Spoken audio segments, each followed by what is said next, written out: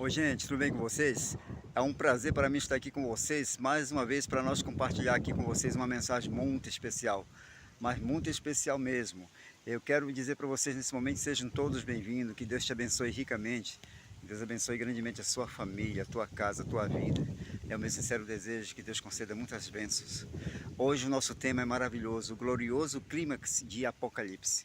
Exatamente, esse é o nosso tema, o glorioso clímax de Apocalipse. Vamos aprender aqui muitas lições com este livro do Apocalipse, tirar lições maravilhosas. Vocês vão ver que não é o que muita gente pensa, né? Que realmente pensa que é guerra, destruição, mas não é. Vocês vão ver coisas maravilhosas, lições de vida muito importantes, lições para nossas vidas que vamos tirar daqui. Então sejam todos bem-vindos. E o que eu desejo para vocês, que Deus te abençoe ricamente. Nós vamos começar o nosso assunto de hoje falando aqui no livro de Romanos, lá no capítulo 8, no versículo 22, lá nos diz assim: porque sabemos que toda a criação geme, ela está juntamente com dores de parto até agora. Meus queridos amigos, existe uma preocupação que o nosso ar ele está poluído, que a nossa água está sendo poluída. As fábricas elas espalham sua fumaça por toda parte. A nossa atmosfera ela está completamente poluída. Por todo o mundo, o nosso planeta ele está girando por baixo de poluição ambiental. Os cientistas eles avisam a possibilidade de morte de nosso planeta. Eles falaram que o nosso planeta está desaparecendo. Nos Estados Unidos, 1.441 milhões de quilos de produtos químicos tóxicos são liberados no meio ambiente. Existem 1.286 áreas destinadas como locais a depósito de lixos nucleares. Uma coisa é certa, meus queridos, se você e eu não precisamos ser um cientista famoso para olhar para este mundo e ver que alguma coisa está errada. Por exemplo, você viaja pelas estradas e um motorista bêbado, ele atropela ali uma criança. E a criança é lançada ali no para-brisa de um carro e morre.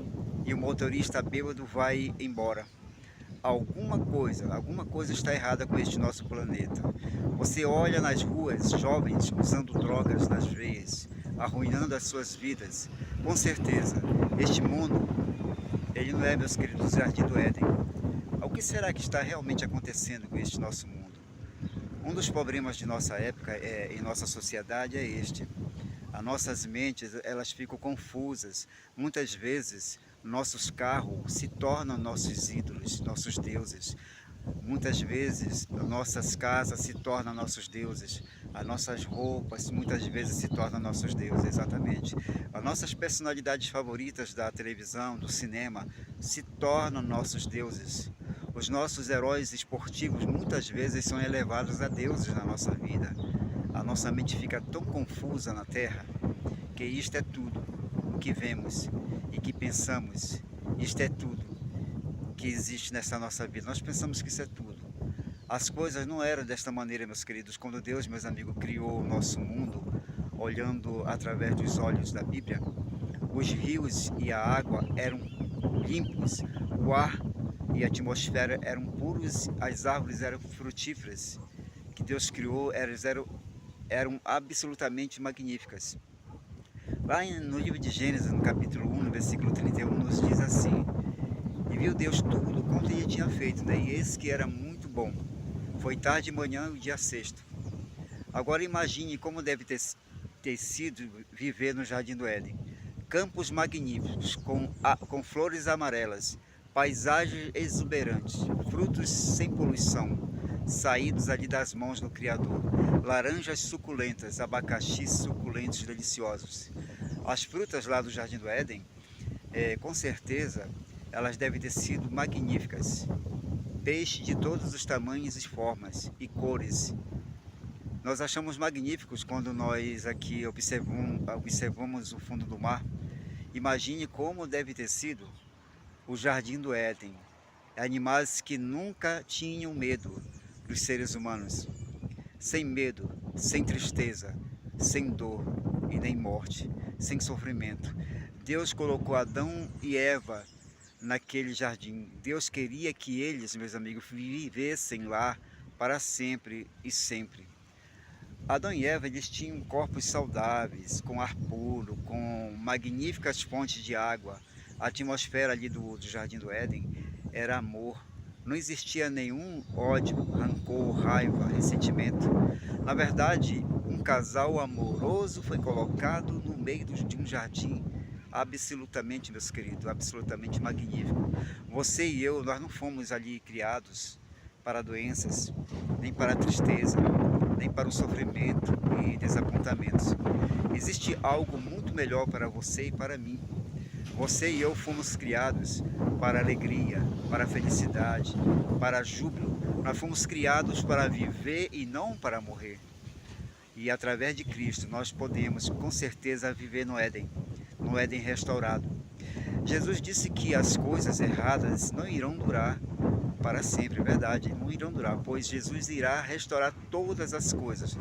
Na Bíblia, lá no livro de Atos, no capítulo 3, no versículo 20 e também no versículo 21, nos diz assim: envie ele a Jesus Cristo, né, que já antes foi pregado, o qual convém que o céu contenha até os tempos de restauração de tudo, dos quais Deus, meus amigos, falou pela boca de todos os seus santos profetas, desde o princípio. Um dia a nossa água ela será pura, a nossa atmosfera será cheia de vitalidade, não existirá mais fome atacando as cidades, um dia não haverá mais mortes, não haverá mais crianças chorando por fome. E lá em 2 São Pedro, lá no capítulo 3, no versículo 13, nos diz assim: mas nós, segundo a sua promessa, nós aguardamos ali um novo céu, nós aguardamos uma nova terra em que habita a justiça. Esta terra aqui lá não é a nossa casa. Nós, meus queridos, esperamos por um novo céu, uma nova terra. Um dia Cristo voltará e descerá pelos corredores do céu e a terra será iluminada pela sua glória. No livro de Apocalipse, lá no capítulo 1, no versículo 7, lá nos diz assim que eis que vem com as nuvens do céu e todo olho verá, até mesmo aqueles que ultrapassaram. E todas as tribos da terra, elas vão se lamentar sobre ele. Sim, amém, né? Será que vamos reconhecer um ao outro lá no céu? Será que você vai reconhecer um ao outro? Vamos reconhecer os nossos amigos? Sim, quando Jesus ressuscitou, ele apareceu a Maria Madalena e ela reconheceu Jesus pelo tom da sua voz, exatamente. Quando Jesus apareceu aos discípulos ali no caminho de Emaús, eles o reconheceram, olha só, interessante, pela forma como Jesus partiu o pão ali na mesa. Será que nós vamos ser real lá no céu? Sim, meus amigos, vamos ser. Quando Jesus ressuscitou, ele comeu peixe na praia com seus discípulos, ele era real, mostrando assim que ele era real. Um dia o profeta João ele olhou para o céu, e quando ele olhou para o céu, meus queridos, quando ele olhava para o céu, João viu esta cena. No livro de Apocalipse, no capítulo 21, lá no versículo 1, 2, 3 e 4, lá nos diz uma coisa maravilhosa. Ele diz assim: vi ele e vi um novo céu, uma nova terra, porque já o primeiro céu e a primeira terra passaram, e o mar já não existe. E eu, João, eu vi a santa cidade, a nova Jerusalém, que de Deus descia do céu, adereçada como uma esposa ali para o seu marido. E João continua dizendo, e ouvi uma grande voz, ele diz que do céu, que aquela voz dizia: eis aqui o tabernáculo de Deus com os homens, pois eles habitará com eles e serão seu povo, e o mesmo Deus estará com eles e será o seu Deus, e Deus limpará de seus olhos toda a lágrima, e olha só, não haverá mais morte, nem pranto, nem clamor, nem dor, porque já as primeiras coisas são passadas. No céu, meus amigos, teremos o prazer de conhecer outros mundos. Iremos viajar com Cristo, exatamente. A Bíblia diz lá em Mateus capítulo 8, versículo 11, nos diz assim: mas eu vos digo que muitos virão do Oriente e do Ocidente e se assentarão à mesa com Abraão, com Isaac e com Jacó no reino dos céus.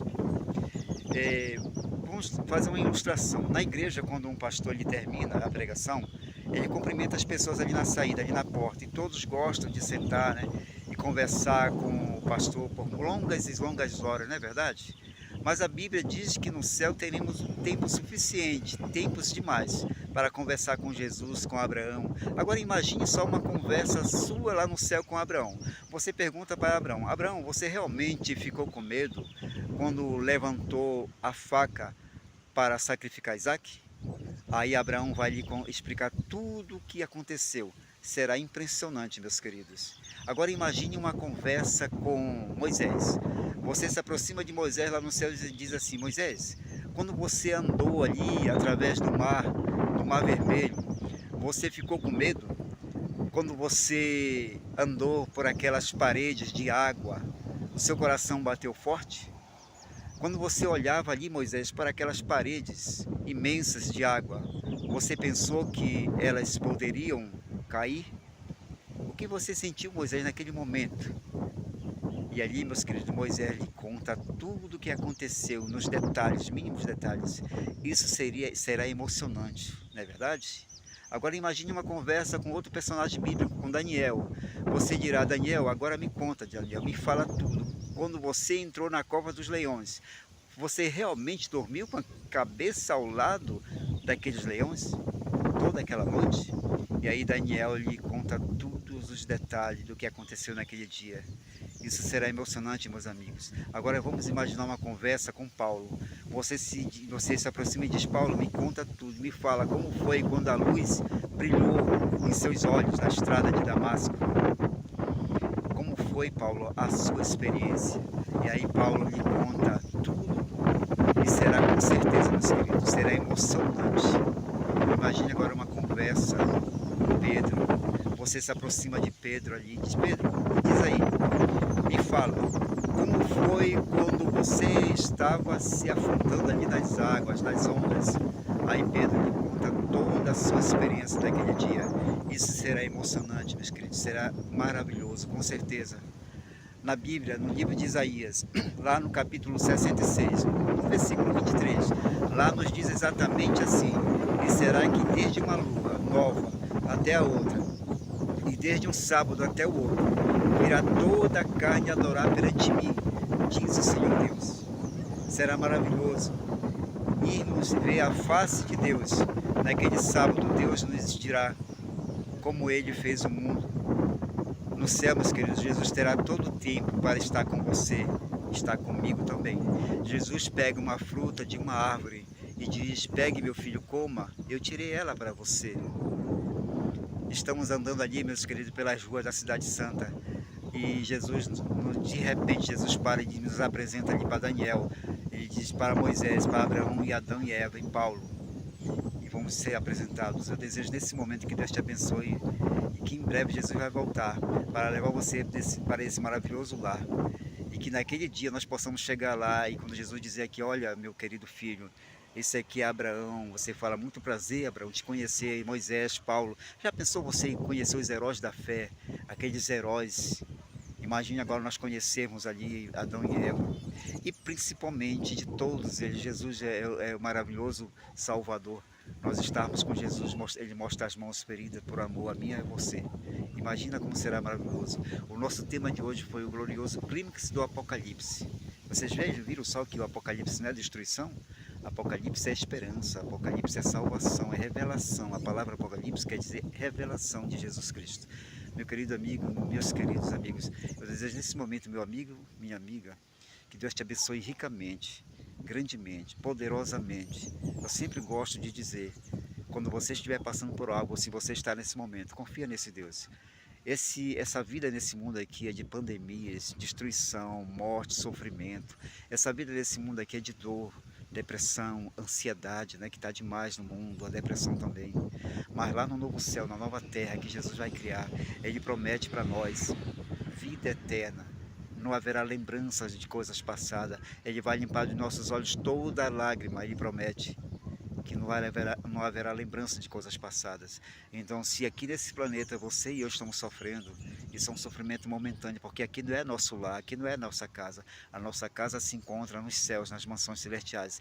Eu desejo grandemente que nesse momento, seja o que for que você está passando, Confia nesse Deus poderoso, nesse Pai amoroso, nesse Criador dos céus e da terra. Que você que entrega o teu caminho ao Senhor, confia nele mesmo, que tudo ele fará. Nesse momento, você ora onde você está aí mesmo. E se você puder, você entra no seu quarto, fecha sua porta também, ora lá de joelhos, ou em pé, ou sentado, do jeito que você estiver.